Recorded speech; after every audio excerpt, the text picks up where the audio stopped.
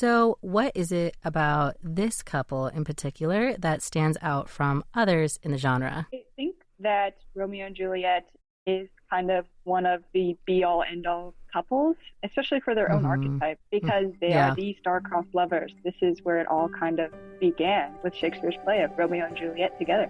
Like literally with star-crossed lovers, but I guess we'll be getting into that very soon.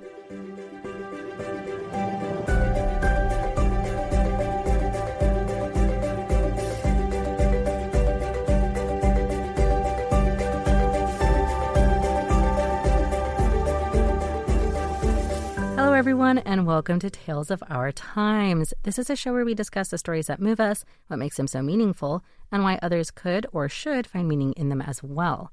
This is not a spoiler-free show, so bear that in mind as you continue to listen. We tackle books, movies, comics, and more. Where there's a story, there is a reason to read. I'm your host, Amanda Stevens, and you're joining us during our spicy summer special, where we take a microscope to different elements of the romance genre and try to understand what keeps it so enduringly popular. This month, we're looking at the different relationship archetypes, with today's special being the doomed or tragic archetype. Here to walk us through this kind of downer archetype is my guest, Hannah Gilbert, joining us through the phone. Hannah, thank you so much for joining us. Thank you for having me, Amanda. I'm so glad to be able to talk to you today. Yeah, thank you for being willing to step into this. When I messaged you through a friend and said, hey, do you want to talk about doomed love, essentially? No worries. Honestly, whenever anybody asks me if they want to talk Shakespeare, I am more than keen to get into it. Well, before we get into that, is there anything that you would like to say to introduce yourself? Oh, sure. So those of you listening, hi, my name's Hannah Gilbert. I am an American teacher living here in Taiwan. I've been here in Taiwan for about 6 years now, and I've been teaching all range of students from kindergarten to senior high school, and I've taught them all about literature. So literature definitely has a special place in my heart. Yeah. Woohoo! You can't see it, but I have a huge smile on my face because I feel like Shakespeare, I find it very relatable, but there's a really high bar for entry when you're reading just the classic verbiage. So for that reason, I feel like it is something that has to be discussed or enjoyed in a group, like this, absolutely. Essentially. Yeah, absolutely. I agree with that 100%. Shakespeare, it's just such classic piece. That's why we continue to study it and talk about it today, right? Everyone knows Romeo and Juliet, whether they've actually read the play or they've seen an adaptation, they know what it is. Yeah. So Shakespeare was known for doing two genres of play specifically, a comedy or a tragedy. And as this is not a comedy, it is in fact a tragedy. That's why we're discussing the doomed romance trope or archetype today. A doomed romance is something where, for some reason or another, these two cannot be together, but they will not end up happily together in the end. Oftentimes, one of them or both will die, but this is not necessary for something to still be a doomed or tragic romance. There could be other forces that keep them apart. So, of course, in this one, they both famously do die through perhaps one of the largest miscommunications in literary history. But since you teach this, is there anything else you think we should know about this play, Romeo and Juliet, before we get into a summary? You got it. Honestly, I feel like it is kind of the OG of romantic tragedies or doomed tragedies. This is kind of the iconic doomed couple that we're talking about today. Yeah. Well, let's not beat around the bush anymore then. Hannah, could you please give us a summary of Romeo and Juliet? So this story, it begins actually with a street fight, in that we are introduced to our two feuding families, which is the focus of our play, the Montagues and the Capulets. This story, Shakespeare sets it in an Italian city of Verona. We are told in this very first instance that this feud between the Montagues and Capulets has been going on for several generations, but we're not quite sure where it all began, actually. In fact, at the beginning of the play, the Prince of Verona says, if you guys are going to engage in this, basically public warfare and continue to destroy my city, I'm gonna have to kick you guys out. And also, these families are huge. It's not just me, mom, and pop. It's these two clan wars. So Absolutely. Like we have straight up like gang warfare happening in the streets of Verona. So definitely the people of Verona are tired of it. And that is how we're kind of introduced to our background of yay. our first character, our first half, I should say, of our doomed couple, which is Romeo Montague. So Romeo, at the start of the play, he is very much a heartbroken fool. He is going on and on and on about how upset he is because he has been recently rejected by the fair Rosaline, who she's also a member of the Capulet family, but she's kind of like a distant member of the family. Yeah. So there's no real issue, but to Romeo's dismay, Rosaline rejects him because she wants to remain unmarried. Hey, actually, wait, go off, queen. Yeah, don't get married. Exactly. Good for you, Rosaline.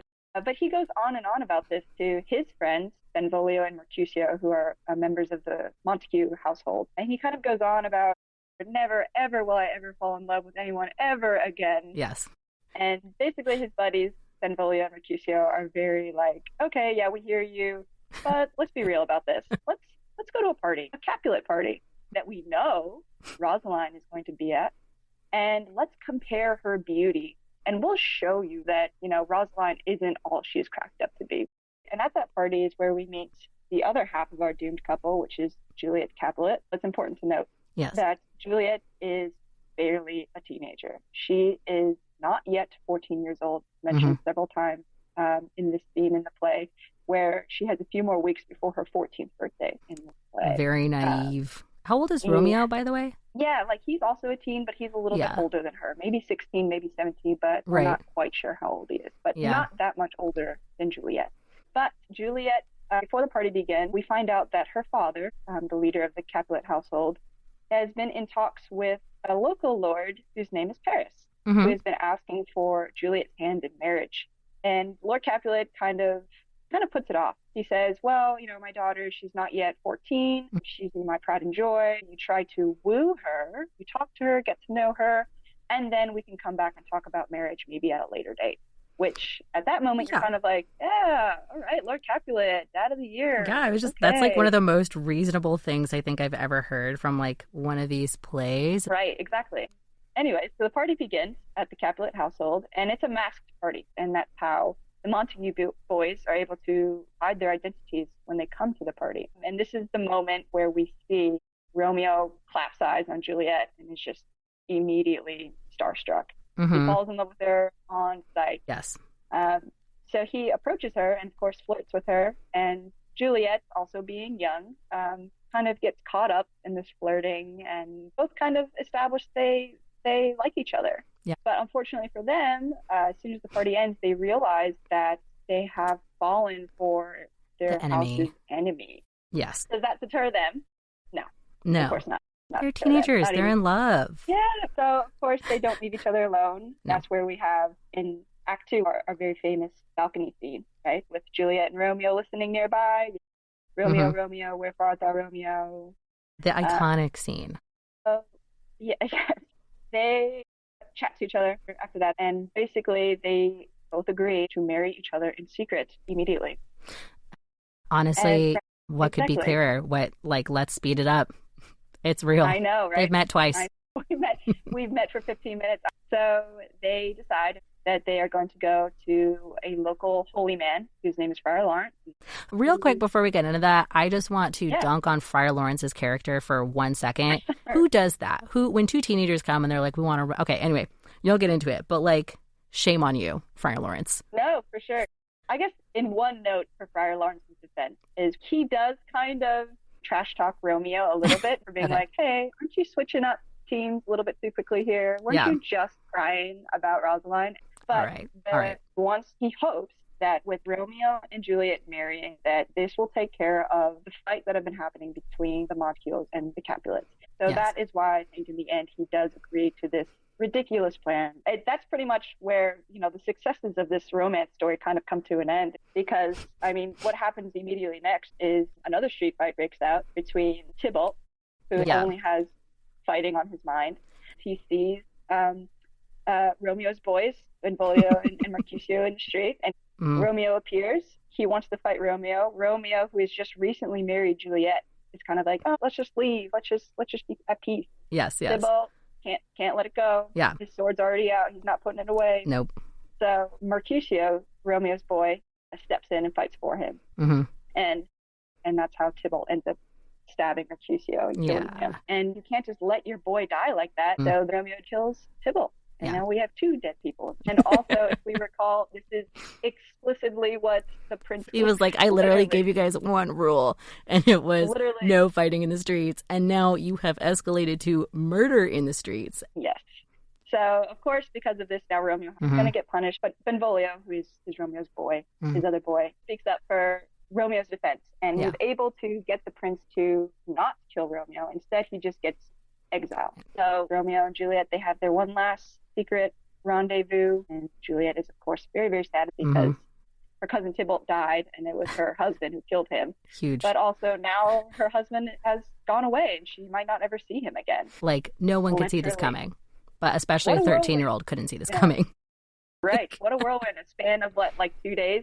She's very upset about this, and her father, Lord Capulet, unfortunately misinterprets this, and Affair. This is where he loses his Dad of the Year award, because he thinks the best way to fix her, to make her happy, is to marry her to Paris. 13 plus 2 days is old enough. Let's go. Literally. Like, okay, enough being sad. You're crying too much. It's time to woman up and marry Paris. Really bumming me out with all these tears. I need another party. Truly. And her dad basically tells her, you're going to marry Paris whether you want to or not. Obviously, now Juliet is really freaking out. She doesn't know what to do. So she has to go to ask somebody with a little bit of power to help her, Friar Lawrence. Yes. So she decides to go to him and basically tells him, if you don't help me get out of this wedding with Paris, I will unalive myself right here and right now. You are a social hostage right now. If you want me alive in the future, you have to help me. Exactly. So again, all right, Lawrence, I'll give you another chance. I forgot you were a social hostage. Yes. So that is where we come up with his plan of her taking this sleep-like death potion and pretending to die, and then he'll send this letter to Romeo that tells him of his plans, of how they'll meet up in the tomb and then run away together. So we have Juliet. She takes the potion. Everyone thinks she's dead. That checks. She's placed in the tomb. However, another associate of his in the church tasked with delivering this letter to Romeo, and for whatever reason, we're not quite sure why, but he is unable to deliver the letter. Unreliable. This is where the biggest miscommunication happens. Yes. Now Friar Lawrence is worried Romeo doesn't know the truth. He hurries off in order to maybe hopefully catch up with Romeo before he does something ridiculous. Too slow, old man. Then meanwhile, Romeo during that time has already found out. He goes to a local apothecary and says he wants the strongest poison that they can give him. And then Romeo makes his way back to Juliet's tomb. Now, Paris is also there. So they, of course, fight. Romeo kills him. And Paris' dying wish is to be laid in the tomb next to Juliet, where his would-be wife is. He's like, okay, yeah, sure, whatever. True. Makes sense, no doubt. Yeah. But Romeo does know that Paris was supposed to marry Juliet, but for whatever reason, he does not hold it against him at all. He kind of just yeah, I'll let you lay here in the tomb with her as well. Yeah, that's what I'm going to do. He drags Paris's body in there, goes and finds Juliet's body, drinks the poison, and dies laying next to Juliet, which is incredibly unfortunate because it's not even a minute later that she wakes up. It's every time I read that part, I feel the frustration all over again. But yeah, so very tragic, this moment. They've just missed each other. Juliet wakes up.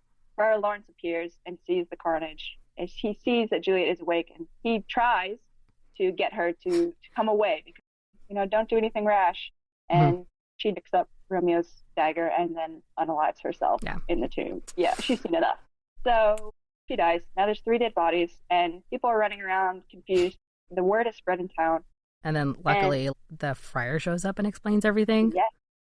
Luckily for them, Friar Lawrence says, all right, listen to me. And then he tells them exactly what happens. And they're like, all right, we forgive you.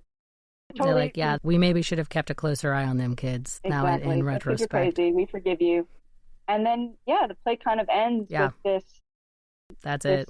Sad ending. But I guess one small, silver lining of the Montagues and the Capulets agreed to put their past behind them and to build a monument to Romeo and Juliet's tragic love.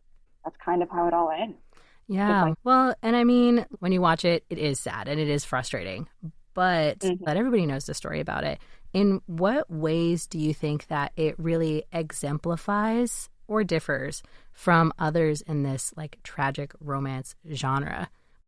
For sure. So I think it definitely exemplifies the tragedy part about this doomed relationship, that they were doomed from the start. I mean, that is what we hear at the very beginning of the play. Shakespeare uses this technique where he implies a chorus at the very beginning of the play to kind of set the scene. And it's from the chorus that we first hear the words star-crossed lovers. And it's from that moment forward that we know it's not going to end well for this couple. I was just going to ask you about that. I feel like this is one of the few where like Shakespeare calls his shot at the beginning.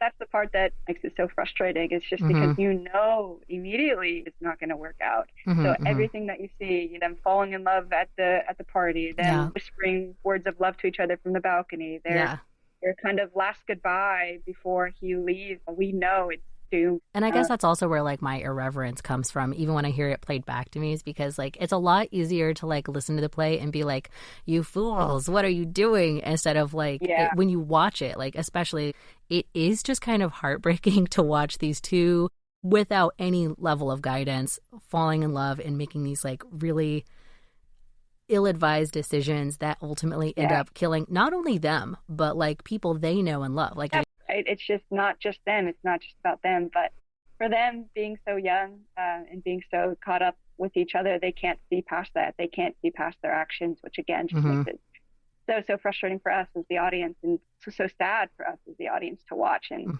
I feel like it's a good example of that idea of fate, because I always feel like people use the word star-crossed, and I see it in a lot of like romantic things. But to be clear, like star-crossed is a bad thing. It means like things is bad for you. You're right, though. Star-crossed literally means, to have bad luck. So we're immediately told that from the beginning of the play, and we know it's fate because, this young couple is just not going to make it. There's just no way. Well, now let's move on from this a little bit. Romance often gets the shaft in book recommendations, but why would you recommend Romeo and Juliet to others? And do you think that it should still be recognized as a tale of our time? Okay, well, first of all, yes, everyone should read Romeo and Juliet, but I think I'm coming from a strong position of bias because I'm a literature teacher. As far as reading it as a romance, I think yes, because it's good to see kind of where these roots and where it all kind of, began, or at least where it was popularized from this play. Yeah. I think also this very famous trope now, enemies to lovers trope, right? You can also kind of get those roots from Romeo and Juliet. I mean, they don't hate each other at the beginning, but their families do. Oh my God, you're so right. I forgot. Like, they are kind of like original enemies to lovers. You even mentioned there's like that beat where they're like, wow, I love you. And it's like, thanks, I'm a Montague. And she's like, uh-oh. Yes. What? Yes. Say psych right now. Like, Exactly. So yeah, for those reasons, I think definitely you should add Romeo and Juliet to your reading list or to your watch list, or however you enjoy consuming media. Something I tell my students, this because so many of my students, they're teenagers who don't understand Shakespeare's language and are very much intimidated by the wordplay. And I try to tell them, like, this is not meant to be read dry. This is meant to be watched. It's meant to be enjoyed. It's meant to be discussed with a group of people. Yeah. So I think, if anyone's feeling intimidated by it, then there's so many adaptations of this play that are out there today. You could definitely find and enjoy it. I think don't be scared of Shakespeare. Well, unfortunately, we are out of time. But before we go, if you could give Romeo and Juliet a one-phrase subtitle of your very own, what would that be? A subtitle. I feel like it has to be something dark. Love you to death. Love you to death. Or maybe you can even say like the original enemies to lovers. I feel like that's a fun recontextualization. I mean, you even surprised me. I know this play. All right. Romeo and Juliet, the original enemies to lovers. Enemies. Yes. Okay. Well, Hannah, thank you so much for joining me. Like, this has been so much fun. I've really enjoyed it. It's been fun to revisit this play. Great. Yeah, me too. I've been having so much fun talking with you about this, so it's been great. Yeah, thank you. And to all of you listeners out there, thank you for joining us on Radio Taiwan International. This has been a spicy summer version of our Tales of Our Time. I was your host, Amanda Stevens, with my guest, Hannah Gilbert. I hope you enjoyed learning about Romeo and Juliet, the original enemies to lovers, and a tale of our time. We'll see you next time.